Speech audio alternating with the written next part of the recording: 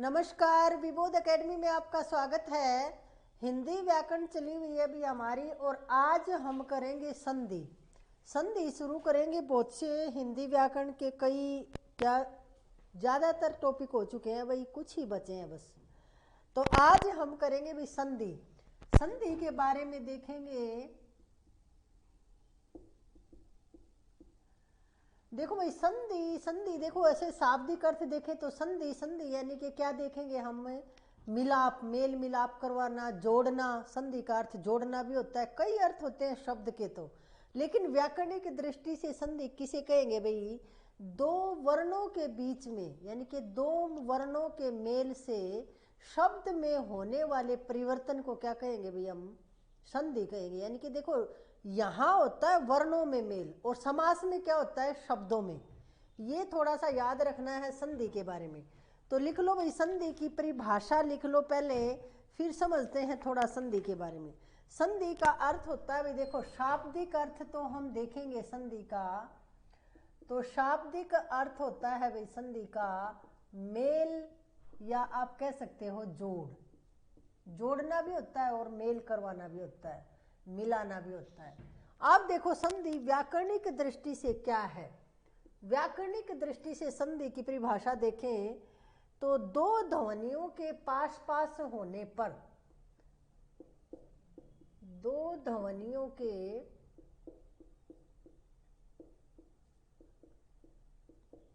पास पास होने पर उनके आपसी मेल से, उनके आपसी मेल से होने वाले विकार को, आपसी मेल से होने वाले विकार या परिवर्तन को, विकार का मतलब है परिवर्तन, जो परिवर्तन हुआ उनके बीच में होने वाले परिवर्तन को संधि कहते हैं।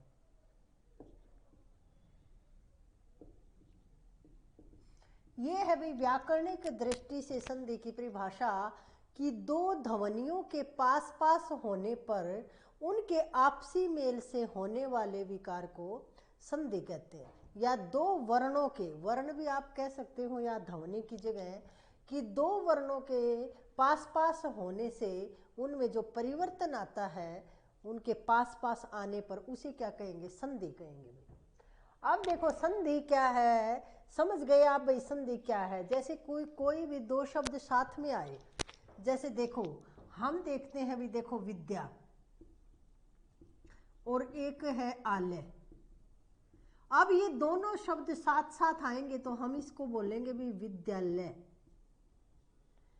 यानी कि ये बन गया, इसको एक साथ बोला गया विद्यालय। ये नहीं बोल सकते हम विद्यालय, क्योंकि ये साथ साथ आ गए, और ये जो परिवर्तन हो गया ये क्या कहा अभी? इसको संधि, ये संधि हो गई, अब विद्यालय हो गया।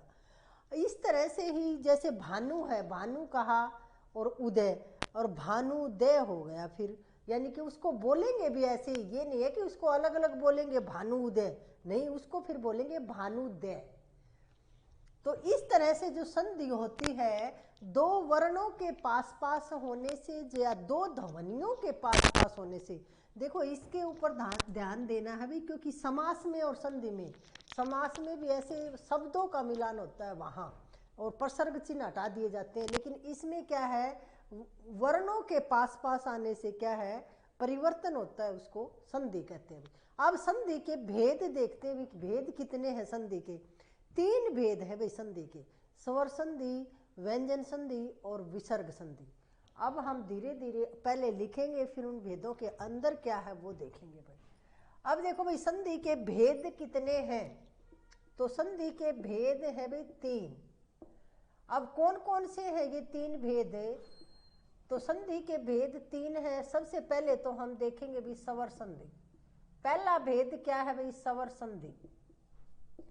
दूसरा क्या है भाई? व्यंजन संधि। और जो तीसरा है वो है भाई विसर्ग संधि।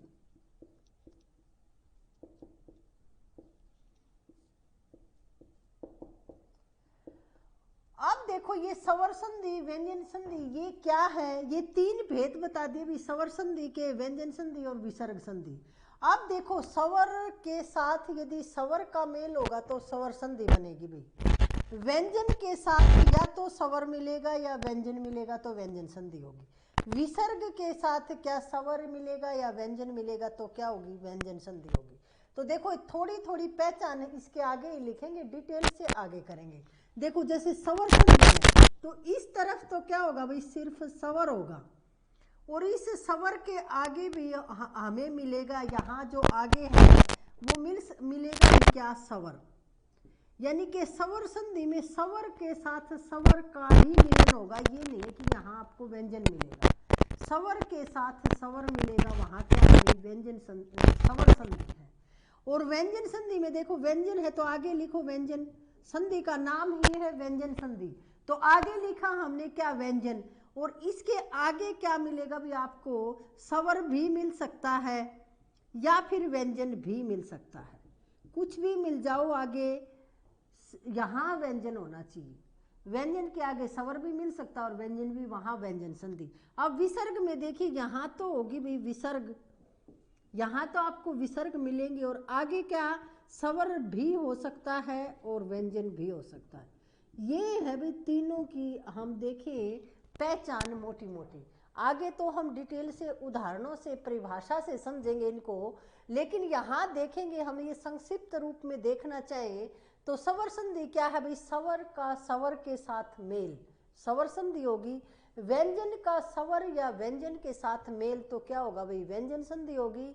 और विसर्ग का स्वर या व्यंजन के साथ मेल तो क्या, व्यंजन संधि। यानी कि आगे तो जो नाम है ना भाई वही रखे जाएंगे, स्वर में स्वर रखा और आगे इसमें हमें याद रखना है कि स्वर ही आएगा। व्यंजन है तो पहले हमने रखा व्यंजन, अब व्यंजन के साथ स्वर का भी मेल हो सकता है व्यंजन संधि में और व्यंजन का भी हो सकता है। और विसर्ग संधि में विसर्ग आगे तो विसर्ग होगी, पीछे स्वर भी आ सकता है और व्यंजन भी आ सकती है, और कुछ विकार होगा वहां क्या, विसर्ग संधि होगी। ये है भाई संधि का प्रारूप हमने देखा। अब हम स्वर संधि के बारे में शुरू करते हैं कि स्वर संधि क्या है और इसके भी फिर कुछ भेद हैं और उन भेदों का हम विश्लेषण करेंगे भाई, उनके भेदों के अंदर जो विशेषताएं हैं उनको देखेंगे। आप देखो ये देखा, लिख लो इनको, फिर आगे चलते हैं।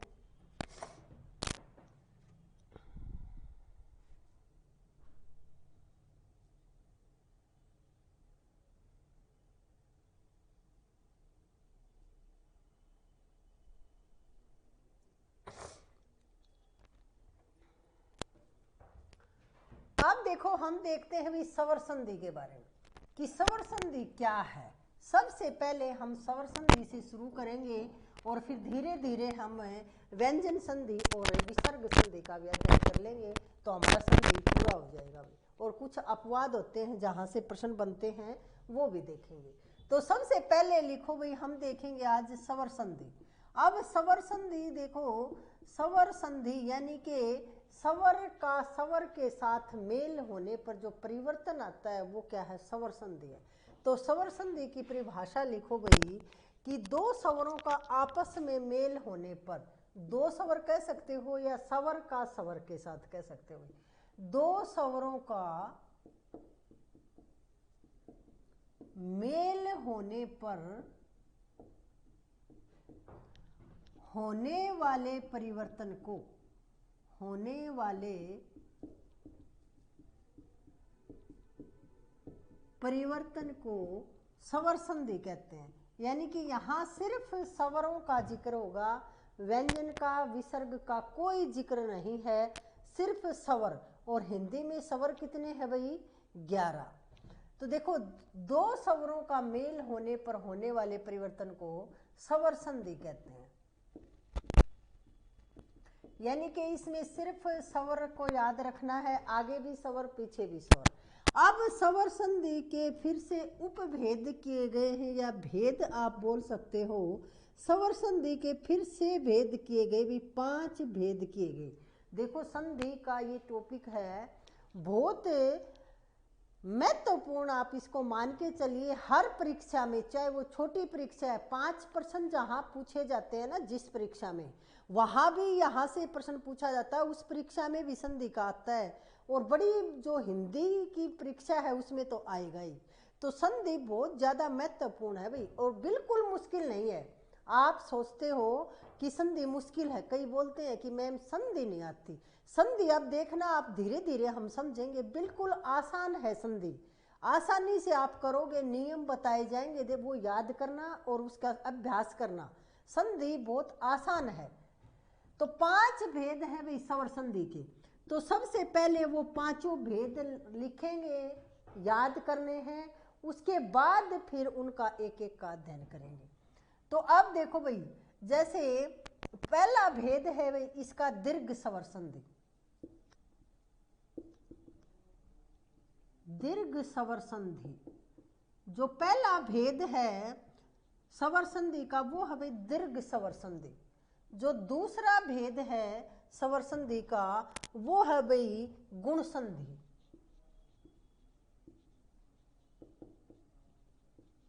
और जो तीसरा भेद है वो है भाई क्या, वृद्धि संधि। देखो वृद्धि ऐसे लिखते थे पहले, अब भी लिख देते हैं। या फिर देखो वृद्धि को कैसे लिख सकते हैं भाई, अब अगर तोड़ के लिखेंगे ना तो ऐसे लिखेंगे भाई वृद्धि। अब ऐसे लिखते हैं क्योंकि बच्चे विचलित हो जाते हैं कि ये क्या है, कैसे लिखा ये। नीचे ये ध है पूरा, द आधा है, और पूरे के मात्रा लगती है, आधे के मात्रा नहीं लगती। तो वृद्धि ऐसे लिखेंगे भी, वृद्धि संधि है। और तीसरा 3 हो गई भी, चौथी यहां लिख लो। फिर देखो चौथी जो है वृद्धि, वृद्धि के बाद क्या है भाई, यण संधि है, यण संधि है। और 5वीं है भाई अयादि संधि। अयादि स्वर संधि लिखो भाई, अयादि स्वर संधि और यण स्वर संधि। क्योंकि अब जैसे आप याद करोगे ना तो आपके वैसे ही याद रहेगा फिर आगे भी। तो ये स्वर संधि के भेद है, तो इनके आगे स्वर लगाना जरूरी है। यण स्वर संधि।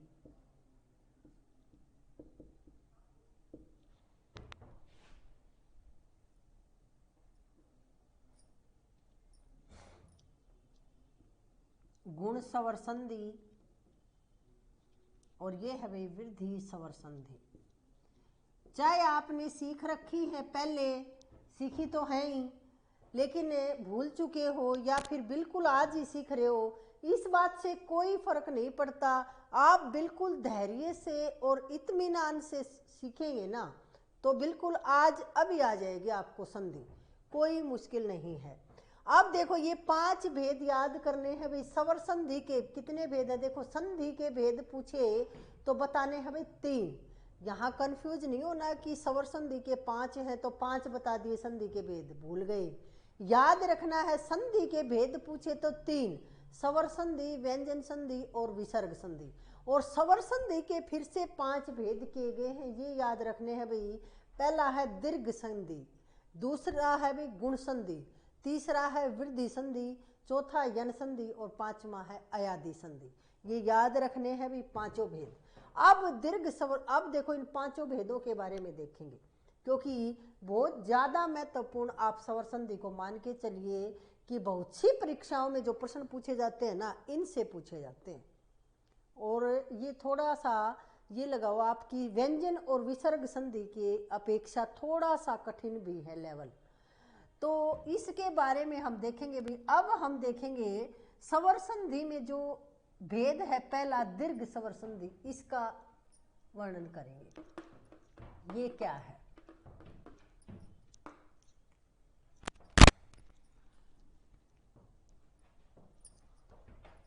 देखो जो पहला भेद है दीर्घ स्वर संधि, उसके बारे में देखेंगे भैया। अब ये दीर्घ स्वर संधि क्या है, तो दीर्घ जो पहला स्वर संधि का भेद है दीर्घ स्वर संधि।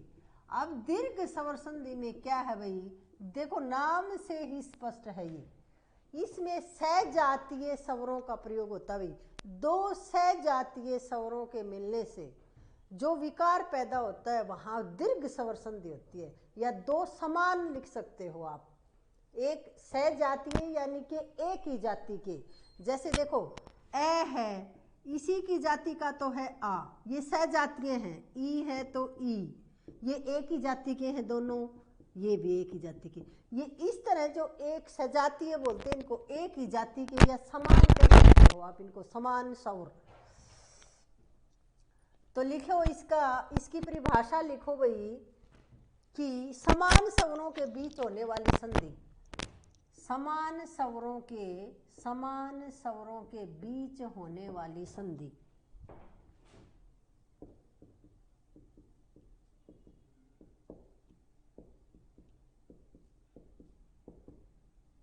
या आप इसको कह सकते हो कि सजातीय स्वरों के बीच में, सजातीय शब्द का प्रयोग भी आपको मिल जाता है कई बार। सजातीय यानी कि एक ही जाति के सजातीय स्वरों के बीच में होने वाली संधि कौन सी होती है? दीर्घ स्वर संधि होती है। इसमें देखो अब नाम से ही है भाई, यानी कि सजातीय लिखते हैं हम। अब देखते हैं कि ये कैसे होता है भाई। इसमें दीर्घ हो जाता है, यानी कि दीर्घ का मतलब है दीर्घ मिलेगा आपको। इसकी पहचान भी बताएंगे, फिर बाद में पहचानने का तरीका भी बताएंगे। अब देखो यदि ए है और इसके साथ मिल गया, अब ये ए आपको दिखा और इसके साथ ये मिल गया, ये दोनों मिल गए तो क्या ये आ बन जाएगा भाई। या ए और आ मिला कहीं भी तो भी आ बनेगा, यानी कि दीर्घ हो गया ये। इसी तरह से देखो ये ई मिली और ये वाली ई मिली, सजातीय होने चाहिए। ये नहीं है कि ए का और कोई स्वर के साथ नहीं, ए के साथ ए ही मिलेगा दीर्घ स्वर संधि में, और ई के साथ ई ही मिलेगी तो क्या दीर्घ ई हो जाएगी भाई, ये वाली ई हो जाएगी। इसी तरह से यदि ई के साथ ये वाली ई मिली तो भी क्या भाई ई, चाहे इसको आगे लिख लो इसको पीछे, तो बात एक ही है, ये दीर्घ बनेगी। इसी तरह से देखो इसमें भी ये ऊ है और ये ऊ, ये भी फिर क्या बन जाएगा भाई ऊ, या फिर दोनों छोटे हैं तो भी क्या दीर्घ हो जाएगा भाई, यानी कि दीर्घ है बनेगा। इसमें दो एक जैसे स्वर मिलेंगे सजातीय या समान स्वर, और जो आगे जो फिर बनेगा ना, जो संधि बनेगी वो दीर्घ मिलेगी आपको। अब उदाहरण से समझते हैं कैसे, जैसे एक दो उदाहरण लीजिए आप। जैसे देखिए सत्य प्लस ए, देखो इसी का उदाहरण लो। जैसे सत्य है और प्लस अर्थ, तो क्या बना भाई, देखो अब कैसे बनेगा ये देखना। अब कैसे पता चले हमें, क्या लिखें आगे क्या बनेगा। तो देखो इस संधि का नियम क्या कहता है कि देखो स और त, इसमें इस देखो समीप जो पास पास होते हैं ना उनमें होती है संधि। तो देखो ये तो ऐसे है भाई, इसके अंदर ए मिला हुआ है तब ये पूरा हुआ ना, यानी कि यहां से तो ये वाला ए लिया और आगे अर्थ में क्या है ये स्वर है। तो देखो ये एक जाति के स्वर है दोनों, तो इनका क्या दीर्घ होना चाहिए भाई, यानी कि ये दोनों मिलेंगे तो ऐसा होना चाहिए। तो हम क्या लिखेंगे भाई, सत्यार्थ बन जाएगा ये, यानी कि यहाँ दीर्घ बन गया। यहाँ देखिए इस ये के अंदर भी ए छिपा हुआ है ना, वो वाला ए, और फिर क्या इसमें ये सजातीय दो स्वर मिल गए और फिर दीर्घ हो गया, आ हो गया, तो ये कौन सी है भाई, दीर्घ संधि बन गई और ये सत्यार्थ है भाई। अब देखो चाहे तो ये आ जाए सत्यार्थ, सत्यार्थ का पूछ लेंगे संधि विच्छेद कीजिए, तो क्या करेंगे आप, सत्य जमा अर्थ। और या पूछ लेंगे ये कौन सी संधि है, तो आप फिर संधि विच्छेद करना आपको आना चाहिए कि देखो सत्य और प्लस अर्थ, यानी कि यहाँ ए है और यहाँ ए और फिर यहाँ दीर्घ हो गया, तो इसका मतलब ये दीर्घ स्वर संधि है। इसी तरह से ई का कोई उदाहरण देखिए। जैसे देखिए या आ का देख लीजिए, जैसे 10 जमा में आनन, दशानन है, जैसे देखिए दशानन, तो इसमें हम क्या देखेंगे भाई, 10 जमा आनन। अब देखो ये जो शय है ना, देखो भाई व्यंजन हमेशा हलंत होते हैं, उसमें स्वर मिलते हैं तब वो पूरे होते हैं। तो ये मत सोचना कि ये तो व्यंजन है शय, तो ये तो व्यंजन है, नहीं, व्यंजन ये अब है। अगर ऐसे लिख दिया ना ऐसे, तो इसमें स्वर मिला हुआ है, लेकिन ऐसे लिख दिया तो अब ये व्यंजन है। व्यंजन ऐसे होती है, मात्रा स्वरों की होती है। अब इसमें स्वर मिले हुए हैं भाई, यानी कि यहाँ भी क्या है भाई, इसमें स में ए मिला हुआ है, और यहाँ देखो आनन, आनन यानी कि ये आ। और देखो एक और बात भाई, दोनों तरफ है ना सार्थक शब्द होने चाहिए, ये नहीं है कि कुछ भी लिख दोगे आप। देखो सत्य का अपना एक अर्थ है, अर्थ का भी। और इसी तरह से दस यानी कि 10 और आनन यानी कि मुख। तो दशानन देखो इसमें दीर्घ हो गया, फिर दशानन ये बन गया, ये दोनों मिलकर क्या दीर्घ बन गए। चाहे दोनों तरफ दीर्घ होंगे तो भी दीर्घ, क्योंकि दीर्घ से बड़ा तो क्या बनाएंगे, दोनों तरफ यहाँ आ हो और पीछे भी आ हो। जैसे कोई और उदाहरण देख लीजिए इसमें, जैसे वार्ता जमा आलाप है भाई, देखो वार्तालाप है, जैसे वार्तालाप। अब देखो वार्ता जमा में आलाप, यानी कि यहां भी आ है और यहां भी आ है, तो ये आ मिलके भी दीर्घ ही रह गए, तो दीर्घ दोनों तरफ दीर्घ है तो भी दीर्घ, एक तरफ आगे पीछे कहीं भी दीर्घ है, लघु है तो दीर्घ ये होने चाहिए एक ही समान। ये नहीं है कि और कुछ लगेंगे, इसके ए है तो आगे या तो ए मिलेगा या आ मिलेगा, इस तरह से एक ही जाति के मिलेंगे भाई। ये तो हमने देखा इसमें। अब इसका देखते हैं ई वाले का, फिर एक दो उदाहरण भी देखो पूछेंगे आपसे, बताना आप लोग। अब देखो भाई, जैसे ये देखा हमने, ये तो देख लिया भाई इसका। अब इसका देखते हैं, ई और ई मिलके कैसे, देखो जैसे कवि है और प्लस इंद्र। अब देखो इसमें कैसे बनेगा, देखो दीर्घ बनना चाहिए, ये है ई, ये छोटे वाली ई है भाई यहाँ कवि के, और ये भी क्या है भाई ई है, ये बननी चाहिए कैसी, दीर्घ बननी चाहिए। तो एक कविंद्र ऐसा लिखना पड़ेगा, फिर हमें देखो कविंद्र, कई बार ऐसे लिख देते हो, ये शब्द शुद्धि में संधि करके देखोगे तो कई गलत लिखे मिलते हैं शब्द। अब देखो एक कविंद्र हो गया, यानी कि दीर्घ हो गई, तो दीर्घ जहां भी दिखी आपको वहां क्या है भाई, ये दीर्घ स्वर संधि है। इसी तरह से देखिए जैसे परीक्षा है भाई, परीक्षा है, अब दीर्घ है यहाँ, यानी कि देखो हम देखेंगे भाई परी जमा इच्छा, जैसे देखो परी है और जमा इच्छा, परीक्षा, यानी कि देखो ये वाली छोटी ई है यहाँ और ये दीर्घ ई है, ये मिलके भी क्या बनेगी भी, दीर्घ ई बनेगी, परीक्षा, यानी कि इसमें भी क्या है भाई, दीर्घ स्वर संधि है। इसी तरह से ऊ के उदाहरण देखते हैं, जैसे देखिए भानु जमा उदय, देखो इसके उदाहरण देखते हैं एक दो, जैसे देखिए भानु जमा उदय। अब देखिए यहां भी क्या है ऊ और यहां भी ऊ, यानी कि कैसा दीर्घ ऊ बनेगा भाई, यानी कि क्या बनेगा फिर, भानुदय बन गया, भानुदय, इसमें भी क्या हो गई, दीर्घ स्वर संधि हो गई। इसी तरह से हम एक दो देखें, जैसे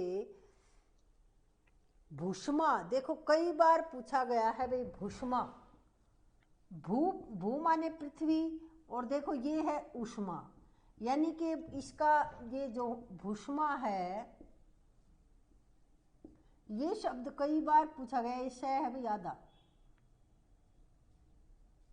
ये मूर्धन्य शय है भाई आधा, भूष्मा, भू जमा उष्मा, यानी कि यहाँ भी दीर्घ ऊ है और यहाँ भी, और ये दीर्घ ही रहेगा, तो ये क्या भूष्मा।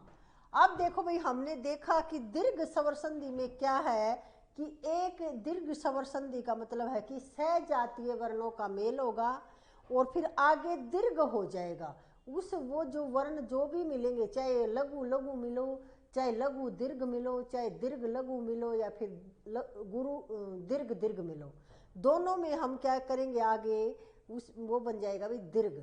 यानी कि देखो इसकी पहचान यदि हम देखें मोटी मोटी दीर्घ स्वर संधि की, तो जहां भी आपको देखो आ की आ दिखे बीच में, कहीं भी आपको ई दिखे बीच में, या कहीं भी आपको ऊ दिखे, जैसे आ से तो देखो क्या कहेंगे हम, जैसे हमने देखा आ का उदाहरण देखा भी, जैसे दशानन, आ दिखा बीच में, या फिर भानुदय, ऊ का दिखा तो भानुदय दिखा, और ई का जैसे कविंदर, रविंदर, इस तरह जो शब्द हमें दिखे दीर्घ, वो क्या है, दीर्घ स्वर संधि की पहचान ये है भाई कि आपको बीच में शब्द के या कहीं आगे ऐसा कुछ दिखेगा, जैसे भूष्मा है भाई, अब बीच में ज़्यादातर तो बीच में होता है शब्द के, अब भूष्मा है लेकिन ये प्रारंभ में ही है ना, और फिर आगे, क्योंकि भू अपने आप में भूमि के लिए प्रयोग किया जाता है तो ये सार्थक है, ये नहीं है कि ये क्या बना, भू कोई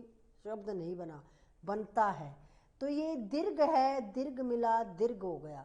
तो इस तरह दीर्घ स्वर संधि आपके समझ में आई होगी। जहाँ भी आपको बीच में या आगे कहीं ऐसा दिखे तो आप विच्छेद करके देखोगे, और यदि एक जैसे स्वर मिलने से दीर्घ हो गई है, आगे दीर्घ हो गया है, तो वहाँ क्या है भाई, दीर्घ स्वर संधि होगी। ये हमने देखा भाई दीर्घ स्वर संधि के बारे में। अब हम अगली पे चलते हैं भाई गुण संधि के बारे में, कि गुण संधि क्या है। अब देखो दीर्घ स्वर संधि के थोड़े से उदाहरण मैं आपको लिखवा देती हूँ, आप उससे अभ्यास भी कर लेना, आपको पता भी लग जाएगा, और फिर ये भी पता लग जाएगा कि पिछली परीक्षाओं में ऐसे प्रश्न पूछे जाते हैं। अब देखो भाई, जैसे पूछा गया है एक बार भुर्जा, भूष्मा भी पूछा गया है और भुर्जा भी पूछा गया है। ये उदाहरण लिखवा रही हूँ भाई दीर्घ स्वर संधि के। जैसे एक बार पूछा गया है, जैसे लघुत्तर, लघुत्तर पूछा गया है भाई, लघुत्तर, और सुक्ति भी पूछा गया है भाई, सुक्ति, सु जमा उक्ति, अच्छी उक्ति के लिए सुक्ति, बाद में देखेंगे, इनको करेंगे। जैसे परीक्षा तो लिख लिया हमने, फिर पूछा हुआ है भाई एक अभिष्ट पूछा हुआ है भाई, अभिष्ट।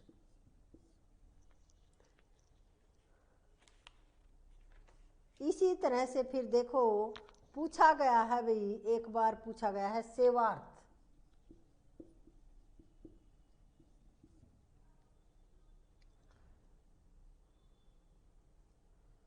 और एक पूछा गया है भाई सारांश और वेदांत, सारांश और वेदांत।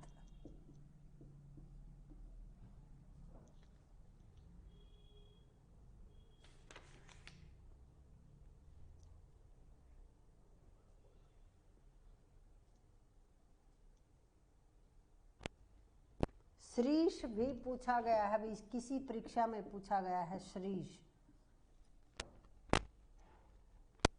अब देखिए भाई, इनको हम देखते हैं, ये पिछली परीक्षाओं में पूछे गए हैं भाई, ये वाले दीर्घ स्वर संधि के उदाहरण। अब कैसे देखो इसकी, भू जमा ऊर्जा, हम देखते हैं तो देखो भू यानी कि भूमि या पृथ्वी, और ऊर्जा, तो देखो ये ऊ मिला और फिर इसमें ये मिला तो ये दीर्घ बन गया, यानी कि ये दीर्घ स्वर संधि का उदाहरण है भाई। इसी तरह से देखो लघुत्तर, लघु है भाई, और फिर क्या उत्तर, इसमें भी क्या है भाई, ऊ और ऊ मिलके क्या बन गया, दीर्घ ऊ बन गया भाई। सुक्ति है, जैसे देखो सुक्ति का क्या बनेगा भाई, सु जमा उक्ति, यानी कि सु, देखो सु यानी कि अच्छा होता है, सु का मतलब, और उक्ति यानी कि कथन, अच्छी उक्ति या अच्छा कथन। इसी तरह से देखिए जैसे अभीष्ट है भाई, अभी जमा इष्ट, अभीष्ट हो जाएगा। इसी तरह से सेवार्थ का हो जाएगा भाई, सेवा जमा अर्थ, सेवार्थ। अब देखो सारांश का क्या होगा भाई, सार जमा में अंश, सारांश, सार जमा अंश क्या होगा भाई, सारांश। ये भी दीर्घ, यहाँ ए मिला हुआ है, यहाँ ए मिला हुआ है, तो क्या दीर्घ हो गया। इसी तरह से वेदांत यानी कि वेद प्लस अंत,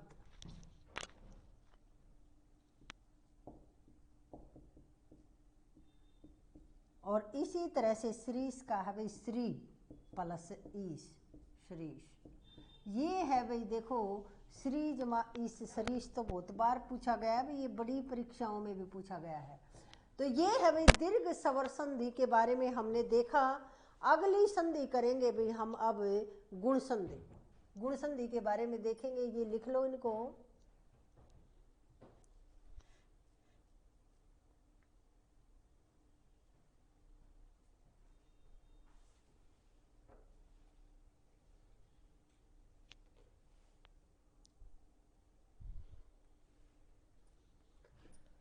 देखो भाई, अब देखते हैं हम गुण संधि के बारे में।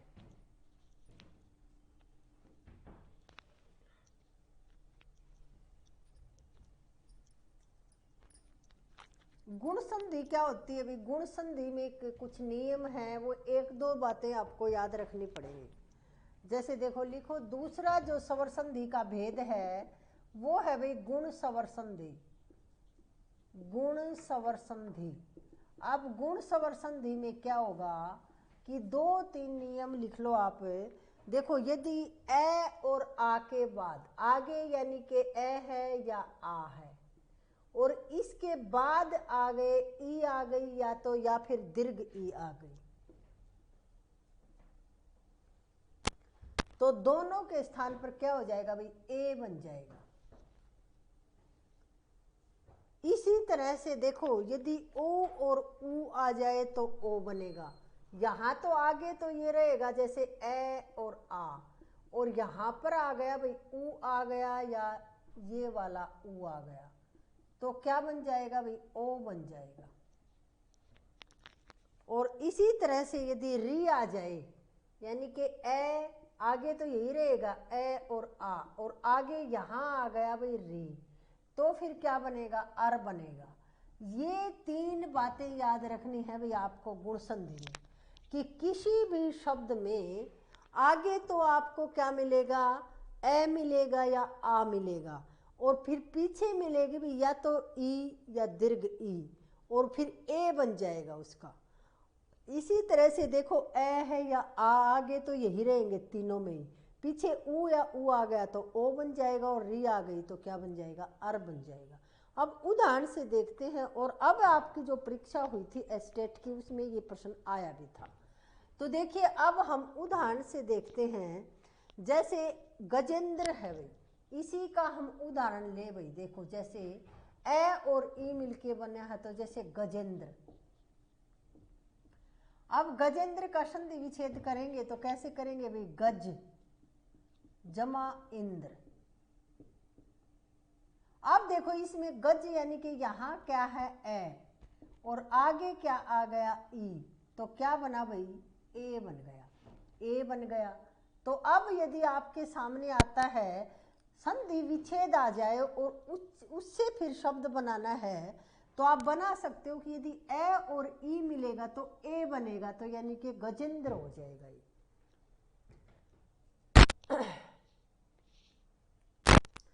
इसी तरह से देख लीजिए, जैसे राजेंद्र है, राजेंद्र। अब इसमें देखिए, राजेंद्र में राज जमा इंद्र, यानी कि देखो यहां ए और यहां ई, तो फिर क्या बन गया? ए बन गया भाई। इस तरह के जो आपको उदाहरण। अब ये ओ वाला देखते हैं। जैसे देखो, जैसे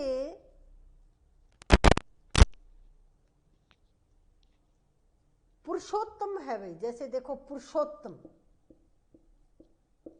पुरुषोत्तम कोई शब्द है भाई, इसमें हम क्या करेंगे? देखो, ओ दिखाई दे रहा है हमें, तो देखो पुरुष जमा में क्या हम उत्तम लिखेंगे भाई, यानी कि क्या आया? देखो, इसमें ए है और आगे ऊ मिल गया, तो क्या बना भाई? ओ बन गया, यानी कि ओ बन गया। तो क्या? पुरुषोत्तम। ये वाला नियम यहां लागू हुआ। इसी तरह से देखिए, जैसे नवोढ़ा। देखो, ये पूछा भी गया है भाई, नवोढ़ा शब्द, नवोढ़ा। देखो, नवोढ़ा में क्या? नव जमा ऊढ़ा। नव है जैसे नया, नया के लिए नव, और ऊढ़ा। अब देखो, इसमें क्या है? ए मिला, और ए के साथ क्या मिला भाई? ऊ मिला, तो क्या बन गया भाई? ओ बन गया। अब अर वाला देखते हैं। जैसे राजऋषि, महर्षि, इनमें बनती है जो संधि। जैसे देखो, महर्षि है भाई, महाजमा ऋषि, ये वाला देखते हैं भाई, महर्षि। अब पूछ लेते हैं कि इसमें कौन सी संधि है, तो याद रख लेते हो ये दो तीन नियम आप, और विच्छेद करना पड़ेगा, तो यानी कि महा यानी कि महान, और ऋषि यानी कि ऋषि, दोनों शब्द सार्थक होने चाहिए, तो ऋषि, महाऋषि। यानी कि यहां तो क्या था? आ, और यहां देखो क्या है? री, तो इसका मतलब अर बनेगा, महर ऋषि, अर बन गया ना यहाँ, फिर अर बन गया भाई। तो ये हमने देखे भाई गुण स्वर संधि के नियम। ए या आ होगा आगे, ए भी मिल सकता है और आ भी, पीछे ई और ई होगी तो क्या बनेगा भाई, ए बन जाएगा। इसी तरह से ए या आ होगा आगे और पीछे होगा भाई ऊ या ऊ, तो फिर क्या बनेगा भाई, ओ बन जाएगा। और इसी तरह से आगे तो ए और आ है और उसके बाद में यदि री है तो अर बन जाएगा भाई। या फिर आप 2-3 ये उदाहरण याद कर लोगे और अभ्यास करोगे तो वैसे भी पहचान हो जाती है। अब देखो आपके 2-3 प्रश्न बिल्कुल ओ लगा के लिखे हुए थे, शायद अब क्या थे वो पता नहीं उसमें, क्योंकि व्यंजन विसर्ग संधि का भी एक नियम आएगा जिसमें विसर्ग का ओ बन जाता है, तो वहां आपको संधि विच्छेद आना जरूरी होता है। तो ये नियम याद करने हैं भाई, ये सिर्फ 3 ही तो बातें याद करनी है इसमें, कि आगे तो होगा ए या आ और पीछे हो सकता है ई होगा तो ई होगा तो ए लगा देंगे, ऊ होगा तो ओ बना देंगे और री होगा तो अर बना देंगे। ये 3 बातें याद रखनी हैं। अब जो पिछले परीक्षाओं में जो यहाँ से प्रश्न आए हैं वो लिखेंगे भाई गुण स्वर संधि से। ये नियम याद कर लेना भाई और अभ्यास करोगे तो आ जाएंगे। देखो जैसे सुरेंद्र है, सुरेंद्र का संधि विच्छेद करेंगे तो वही सुर जमा इंद्र, इसमें भी। और देखो फिर एक है भाई स्वेच्छा है, जैसे स्वेच्छा शब्द पूछा गया है, स्वेच्छा, स्वेच्छा का बन गया सव जमा इच्छा। और देखिए अब जैसे महेंद्र है भाई, ये तो अभी आपकी परीक्षा में पूछा गया था महेंद्र। कौन सा आपकी परीक्षा, शायद यूपी टेट में पूछा गया था या नहीं, एस्टेट पीआरटी में पूछा गया था ये महेंद्र, महाजमा इंद्र, महेंद्र। और फिर जैसे देखिए भाई देवेश है, जैसे देवेश में भी यही संधि है, देवेश, देव जमा ईश, देवेश। और फिर सोमेश में भी इसी तरह, जैसे देखो राकेश है, राकेश का कई बार पूछा जाता है भी संधि विच्छेद। जैसे राकेश है भाई, राकेश का क्या बनेगा, राका जमा ईश, राका जमा ईश, राका यानी कि रात्रि, राका जमा ईश, इसका आ आया आगे और देखो फिर पीछे दीर्घ ई है तो क्या बना, ए बन गया भाई राकेश।